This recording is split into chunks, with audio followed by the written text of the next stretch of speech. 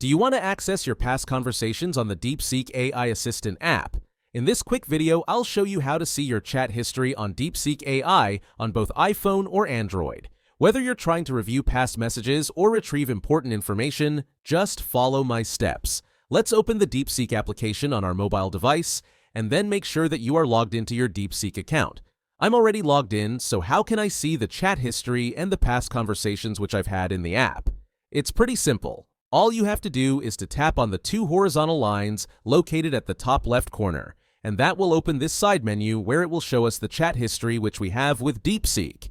You can see that I have 3 different conversations in the DeepSeek app, and if I want to view and open any of these conversations, I'll just tap on it, and then those messages will appear in my app. And I can now review the conversation which I had in the app from yesterday, from the past week, the past month, and so on. You can see that I've asked the app if TikTok is available in the United States, and if I need to switch between conversations back and forth, then open that side menu once again, and then tap on a different conversation in order to open it.